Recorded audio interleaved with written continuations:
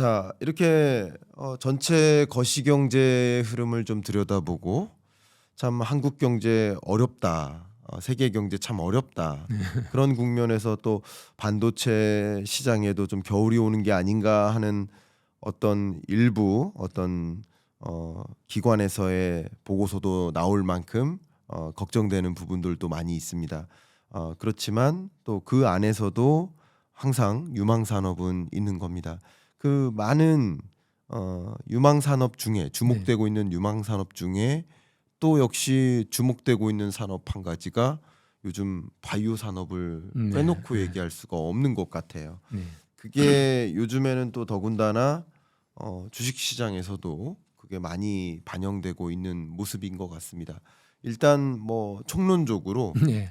바이오 산업이 왜 이렇게 주목되고 있다라고 생각이 되시는지 한번 여쭤보고 싶습니다. 바이오 산업의 이제 그 특성을 물론 이제 각 분야별로 또 바이오 네. 산업 안에도 분야별로 조금 다를 수는 있지만 전반적으로 바이오 산업의 특성이란 것이 네. 일단 인간의 수명이나 건강을 건강에 관련되는 그런 산업이기 때문에 어마어마한 정확성과 네. 정밀성을 요구를 하는 분야거든요. 그렇죠. 그렇기 때문에 그런 정밀한 그 제조든 아니면 개발이든 뭐 기술이든 정밀함이 떨어지는 나라는 이 바이오 산업을 키울 수가 없어요. 네. 근데 우리나라는 그런 점에서 본다면은 반도체부터 시작해서 정밀한 제조와 기술 개발과 이 노하우를 많이 쌓아온 나라이거든요. 네. 그렇기 때문에 기본적으로 바이오 산업은 한국에 맞다. 네. 이렇게 볼 수가 있어요. 그렇군요. 예. 그러나 반면 또 어떤 특성이 있냐 하면은 이게 어마어마한 돈과 시간이 필요한 네. 그런 산업이거든요. 네. 그런데 성공률은 또 굉장히 낮아요. 네. 뭐 바이오 시밀러 얘기든 위탁 생산 얘기든 그건 위탁 생산은 조금 다르겠지만 신약 개발 얘기든 뭔가 의약품을 개발해내고 헬스케어에 관련되는 서비스를 하려면은 굉장한 그런 시간과 자금이 필요한 데 비해서 성공률이 많이 떨어져요. 그래서 이거는 그 업을 추구하는 그 개개 기업들만의 힘으로는 힘들다는 얘기죠. 그래서 정부의 지원도 필요하고 그다음에 벤처 캐피털 이런 것들의 그 자금적인 지원 같은 것들이 다른 산업보다도 더 중요해지는 거죠. 그렇군요. 그런 것들이 지난 한 2, 3년 동안 메말라 있었어요. 정부에서도 지원이 뭐 시원찮았고 그다음에 그런 돈줄도 말라버렸고 이러다 보니까 많은 바이오 스타트업들이 포기를 하고 사라지는 것도 많았고 지금 뭐 CEO가 뭐 투잡을 뛴다느니 이런 이야기까지 나오는 바이오 스타트업도 있고 그만큼 이제 상황이 핍박해졌는데 이제 그게 이제 조금씩 풀리기 시작하는 거죠. 네. 거기다가 이 바이오시밀러나 위탁 생산 같은 경우는 우리나라가 거의 세계 선두권이에요. 네. 뭐 위탁 생산에 있어서는 뭐 삼성바이오가 거의 1등이라고 저는 이제 이야기를 듣고 있고 그렇죠. 그래서 그런 식의 노하우가 이제 충분히 쌓이고 해외에서 소위 말하는 빅파마들이 인정하는 그 수준도 달라졌고 이렇게 돼서 이제는 심지어 그 셀트리온이나 삼성바이오 같은 경우는 신약 개발 쪽으로도 이제 움직이는 그런 상황이 돼 있고 네. 그리고 그 사이에 작년 2024년도에 좀 큰 뉴스라고 한다면은 유한양행이 개발했던 국산 항암제가 FDA 허락을 받았다. 뭐 그런 뉴스가 있었는데 네. 그거 정도로 이제 우리 자체의 기술도 이제 많이 좋아졌다는 얘기죠. 네. 거기다가 일부 그 AI와 의료 기술을 합친 결합한 그런 의료 AI 솔루션이 또 굉장히 우리나라가 활발합니다. 네. 그래서 그런 쪽도 앞으로 전망이 물론 이제 그런 회사들도 지금까지 그 자금난 이런 것 때문에 수익은 별로 올리지를 못하고 굉장히 힘들었는데 2025년부터는 그런 회사들도 이제 조금씩 이익으로 돌아서고 그다음에 자금 돌아가는 것도 원활해지고 이렇게 해서 전망이 좋다고 이제 다들 이야기를 하고 있거든요. 그래서 전체적으로 볼 때 바이오 산업은 2025년은 2024년이나 그 전 23년 때보다는 확연히 좋아질 것이다라고 저는 생각을 합니다. 아, 네. 네. 의견 정말 감사합니다. 제가 조금 그 학창 시절에 그 공부할 때 네.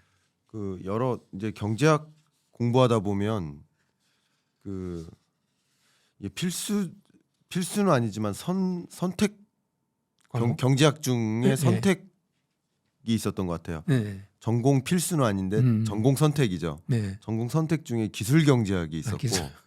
그 기술 경제학 공부하다 보면 그때 공부했던 것 중에 뭐 60라는 개념이 있었어요. 네. 그 60가 예를 들면 제 정확한 기억은 아닌데 IT, BT, 아. CT, NT, ST, SKT. 예, 예, 그 뭐 그런 것들이에요. 그러니까 네. ST가 스페이스, 네.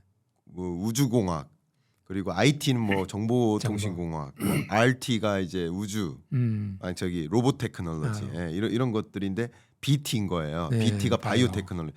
그러니까 이게 이제 미래를 이끌 미래를. 예. 테크놀로지다라고 했었는데 이제 BT가 좀 주목받고 있는 상황이지 않나라는 그런 생각이 지금 저는 맞습니다. 요즘 체감하고 있고요. 네네. IT는 진작부터 주목을 받았었던 거라고 생각이 되고요. 근데 이런 것들이 이제 트렌드적으로 자리 잡게 된 배경을 그냥 한번 이 환경적으로 좀 생각을 해보면 네. 일단 코로나19를 무시할 수 없을 것 같아요. 네, 이제 맞습니다. 코로나19가 닥치면서 워낙 환경적으로 우리가 위생이라든가 건강이라든가 네. 이런 부분에 대한 관심 네. 그리고 중요성을 깨닫게 됐고, 깨닫게 된 거죠. 예. 그리고 그 당시부터 바이오 산업에 대한 관심과 또 주식 투자 열풍도 많이 불었었습니다. 그렇죠. 신약 개발이라든가. 네. 예. 그리고 굉장히 재밌게도 우리나라 같은 경우는 2020년부터 24년 동안 네. 인구 구조 변화에 특이점이 발생합니다. 인구 감소 시대로 감소. 전환돼요. 그러니까 코로나19와 이게 맞물린 거예요. 우리나라만. 그렇죠. 특이한 거죠. 嗯 2020년부터 24년 동안 이때부터 인구 감소가 이제 시작되는 거잖아요. 네, 맞아요. 그러니까 좀 특이한 이례적인 어떤 변수와 인구 구조가 맞물린 거예요, 우리나라가. 근데 인구 감소와 또 고령화와 이게 같이 맞물리다 보니까 이 고령화하면 우리가 떠올리는 게 안티에이징이라든가 또 아무래도 좀 오래 살고 싶다, 수명을 늘리고 싶다. 그렇죠. 그리고 아무래도 성인병 예방이라든가 치매라든가 그죠? 이런 고민을 함께 하다 보니까 어린아이들은 건강에 대한 생각 안 하잖아요. 그렇죠.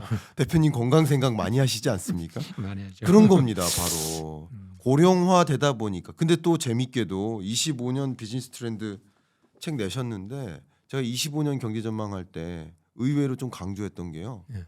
25년 달라지는 시대입니다. 어떤 면에서냐면요. 24년까지는 고령 사회인데 aged society. 지금 24년은 고령 사회인데 25년은 초고령 사회입니다. 고령자의 비중이 20%를 초과하지 않다가 25년 들어 20%를 초과합니다. 그러니까 우리 사회의 분류 기준이 바뀌어요. 네. 그만큼 이제 고령자가 20%를 초과하기 시작하는 그런 사회가 되는 만큼 그만큼 저는 이런 항암제, 당뇨병, 비만 치료제, 치매 이런 부분에 대한 관심이 더 고조될 거라고 생각해요. 그러니까 관심뿐만 아니라 니즈가 커진다, 시장이 커진다는 그렇죠. 거죠. 수요가 늘어나는 그렇죠. 거죠. 그 기본적으로 그런 시장적 특성까지 있고 이게 우리나라만의 고민이 아니라 주요 선진국들, 뭐 중국도 마찬가지예요. 마찬가지죠. 주요 선진국들의 고민도 마찬가지이기 때문에 근데 우리나라보다 영국이나 미국이나 멕시코나 여러분 유로피안 국가들 다 비만과의 전쟁이거든요. 그러니까 그 비만만 오는 게 아니라 그게 같이 당뇨병과 당뇨랑 같이 오잖아요. 깊은 연관성이 있죠. 그러니까 이게 전쟁이에요, 전쟁. 그 유로피안 국가들이 그죠. 소속하면은 예. 그 유명한 그 위고비인가요? 네, 그런 비만제 치료를 냈던 그 덴마크 회사. 네, 덴마크 경제를 들었다 놨다 했다 그런다 그러잖아요. 그 정도로 어마어마한 시장이죠. 그렇죠. 그러니까 우리나라의 경우에는 상대적으로 이 보건복지부에서 그러니까 뭐 비만과의 전쟁을 선포한다든가 이런 예산이 없거든요. 상대적으로 적거든요. 적죠. 근데 그 영국이나 멕시코나 미국이나 이쪽 나라들에서는 그 예산 비중이 굉장히 높아요. 네. 비만과의 전쟁을 치르기 위한 예산 할당이 굉장히 높아요. 그러니까 결국 이게 유망한 산업이 될 수밖에 없어요. 맞습니다. 예. 국방 예산 잡듯이 네. 역시 이런 예산을 잡는 거예요. 우리나라는 비만에 해당하는 사람의 숫자가 상대적으로 적잖아요. 그렇죠. 예. 비교적 적은데도 불구하고 어저께인가 예. 이 위고비가 뭐 국내 판매 시작되었다. 예. 난리가 났다. 물건이 다 떨어졌다. 이런 얘기가 나오잖아요. 네. 그러니까 꼭 이렇게 비만 상태에 들어간 사람이 아니라도 예. 비만 치료를 찾는 거예요. 우리나라는 스스로를 비만이라고 생각하는 사람들이 맞습니다. 많고요. 예. 네. 저도 저를 비만이라고 생각하거든요. 그러니까 비만이라고 생각하는 사람이 많고요. 예. 그러니까 어쨌든 이 바이오 산업에 대한 관심이 부상하게 된 배경을 좀 네. 토론을 통해서 말씀 나눴는데 그러면 이런 관점에서 특히 이 책에서는 너무나 구체적으로 정말 뭐 한 50여 페이지에 걸쳐서 네. 각 산업에 대해서 좀 말씀 주셨는데 특히 여러분들에서 가장 관심 있어 하실 법한 저는 이 당뇨병과 비만 네. 이 부분에 대해서 조금 더 구체적으로 말씀해 주실 수 있을까요? 좀 물론 좀 구체적인 내용이니까 자료를 좀 인용해 주시면서 어떤 산업적인 특성, 어떤 기업 뭐 이런 것들 좀 말씀해 주시면 감사하겠습니다. 글쎄요, 이제 이 당뇨 혹은 당뇨병하고 비만에 대해서 사실은 저는 그렇게 우리나라의 경우는 네. 그렇게 큰 비중 혹은 중요성을 느끼지는 않았거든요. 오히려 네. 저는 이제 항암제, 그러니까 우리나라 뭐 어느 나라를 막론하고 지금 사망 원인의 1위가 암이고 네. 또 가장 많은 사람들이 우려하고 방지하고자 하는 게 이제 암이잖아요. 네. 그래서 항암제가 이제 이 책에도 나와 있지만 1단계, 2단계, 3단계 항암제 형식이 있거든요. 개발하는 형식이. 그러다가 최근에 와서는 표적 항암제라고 해가지고 ADC라고 부르는 그런 항암제가 이제 주류를 이루게 되고 우리나라에서 항암제를 개발한다고 할 때도 그 ADC를 개발하는 게 대부분이에요. 그다음에 신문에 이제 자주 나오는 그런 기술 수출했다. 뭐 리가캠이다. 뭐 그런 지노 앤 컴퍼니인가 하여튼 뭐 그런 회사들이 기술 수출을 했다고 할 때도 대개는 항암제와 관련이 있거든요. 네. 그래서 항암제가 지금 현재로서는 굉장히 핫한 바이오에서는 네. 아이템이고 그다음이 이제 당뇨병과 비만 이거는 이제 뭐 단순히 질병 자체라기보다는 우리가 자기 자신의 몸을 보는 그런 시선에 관한 것이라 굉장히 뭐라고 할까요? 인기가 많은 그런 아이템이 돼버린 거죠. 그런데 우리나라도 한국인들의 맞춤형이라고 할까? 한국인들의 맞는 비만 치료제를 개발하려고 하는 회사들이 굉장히 많아요. 뭐 일일이 정말 이름을 들 수 없을 정도로 한 열 몇 개 정도가 그런 비만 치료제를 계속 추구를 하고 있고 네. 그다음에 방금 우리가 이야기했던 위고비나 뭐 다른 이름을 가진 그런 유명한 전 세계적으로 많이 팔리고 있는 비만 치료제들이 전부 이 주사 형태잖아요. 주사로 자기가 주사를 놓는 형태거든요. 네. 근데 우리나라에서는 이 자기가 주사 놓는 거는 상당히 불편하기도 하고 좋아하지 않는 사람들이 많기 때문에 네. 뭐 이렇게 먹는 형태라든지 패치 형태라든지 하여튼 다양한 방법으로 당뇨와 비만 치료제를 개발하는 회사들이 굉장히 많습니다.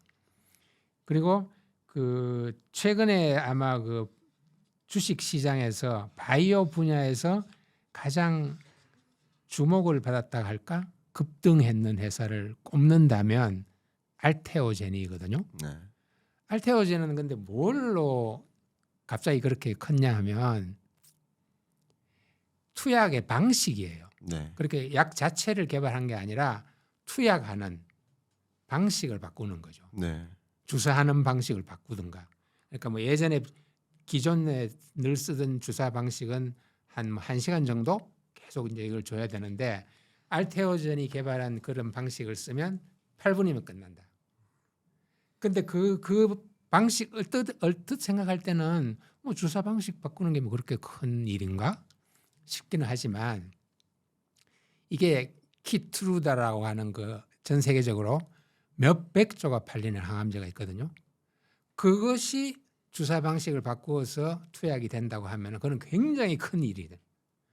그래서 이제 알테오젠의 그런 이 별난 투여 방식이 그 키트루다의 그 개발사에 팔린 거죠, 그게. 네. 어마어마한 가격으로. 그러니까 약 자체를 개발하지 않았어도 그런 어떤 하나의 방식 때문에 그렇게 엄청난 결과를 가져온 그런 경우도 있고요. 네. 그래서 이 바이오는 그 여러 가지 방식으로 그것도 또 예를 들면은 뭐 라파스 같은 경우는 예. 이 패치라고 해서 이렇게 살에 붙이면은 거기서 주사의 효과를 얻는 네. 뭐 그런 것도 있거든요. 네. 그래서 다양한 방식으로 지금 그 여러 가지 바이오 회사들이 제품 내지는 서비스를 개발을 하고 있고, 그다음 또 아까 말씀드린 것처럼 AI와 결합한 그런 의료 AI 솔루션들도 다양하게 나오고 있거든요. 근데 지금 그 사실은 그 우리나라에서는 그 이런 그 바이오 쪽의 기술이 선진국에 경쟁할 만한 그런 기술은 아니지만 그 뭐라고 할까요? AI에서 그런 경우가 있잖아요. AI의 파운데이션 모델, 기저가 되는 근원 모델은 우리가 잘 개발을 못하지만 만들어 놓은 그런 근원 기술을 기반으로 해서 그 각 분야에서의 그 탁월한 그런 맞춤형 어떤 서비스 그런 것들은 개발하는 능력이 굉장히 탁월하다 그러잖아요. 아마 바이오에서도 비슷한 그런 그 현상이 일어나고 있는 것 같아요. 뭐 우리가 아는 일라이 릴리라든가 머크라든가 아주 큰 빅파마들에 대항할 만한 그런 기술적인 그건 없지만 그런 것들을 보충하고 각 분야에서 나름의 서비스나 그런 솔루션이나 이런 거를 개발해내는 그런 기술들이 우리가 굉장히 좋기 때문에 우리의 특성에 맞는 그런 바이오 중에서도 우리의 특성에 맞는 그런 분야의 개발 이런 것들이 좀 필요할 것 같고요. 특히 이 바이오의 특징이 뭐냐면은 그 다른 그 뭐 반도체나 배터리나 이런 거와 달리 그 소부장이라고 부를 만한 그 근간되는 소재 산업 이런 것들이 굉장히 취약해요. 그 분야의 국산화율이 거의 뭐 10%도 안 된다고 할 정도로 그것이 우리나라 바이오의 조금 취약점이거든요. 네. 그래서 삼바 같은 경우는 그런 국산 소재 많이 쓰기 운동 뭐 이런 것도 이제 벌인다고 그러는데 이게 소재가 아까 처음에 말씀드린 것처럼 워낙 인간의 생명 건강에 대한 것이다 보니까 절대로 소재를 함부로 바꾸지를 않거든요. 그래서 예를 들어서 독일에서 만든 혹은 미국에서 만든 소재를 20년, 30년 써온 회사라면은 절대로 한국이 개발한 아무리 그것이 특이하고 좋다 하더라도 한국이 개발한 소재를 척 대체해서 쓸 수가 없단 말이죠. 네. 그런 어려움이 많기 때문에 다른 분야보다는 이제 국산화도 힘들고 하지만 어쨌든 그런 그 약점이 있다는 거죠. 그래서 그런 것들을 여러 가지로 감안을 해서 바이오를 이렇게 좀 각 방면에서 이렇게 키워 나가는 그런 정책적인 도움이 좀 필요할 것 같아요. 네. 너무 좋은 말씀 주셨습니다. 바이오 산업 관점에서 우리가 현재 나아갈 방향성까지 좀 생각을 해보고 또 우리가 어떤 고지를 향해서 무엇을 준비해야 될지까지 좀 생각해 볼 수 있는 그런 메시지 주신 것 같습니다. 오늘 또 1시간여 동안 토론하면서 네. 25년 비즈니스 트렌드에 대해서 한번 생각해보고 네. 여러분들이 좀 25년 이런 산업별 흐름이 있겠구나라는 고민을 해보셨을 텐데 물론 오늘 다루지 못한 여러 산업들이 있습니다. 오늘은 물론 반도체나 바이오 산업을 중심으로 말씀 나눴지만 뭐 책에서는 뭐 방산, 배터리, 건설, 조선, 원전, 모빌리티, 로봇 산업, AI 산업, 우주 산업, 가전, 디스플레이, 친환경, 메타버스 14대 부문에 걸쳐서 각 산업별 트렌드를 좀 제시해 주셨습니다. 오늘 시간 관계상 다 다루진 못했지만 거시경제 환경, 그리고 반도체, 바이오 이렇게 주요 섹터별로 좀 집중해서 다뤘습니다만 네. 여러분이 큰 흐름을 들여다보는데 오늘 참조가 되셨길 바라고 나머지 부분에 대해서 더 좀 심층적으로 공부를 해보고 싶다 하시는 분들은 또 25년 비즈니스 트렌드 한번 일독해 보시면 어떨까 추천드리면서 여기서 토론 마치도록 하겠습니다. 감사합니다. 감사합니다. 네. 네.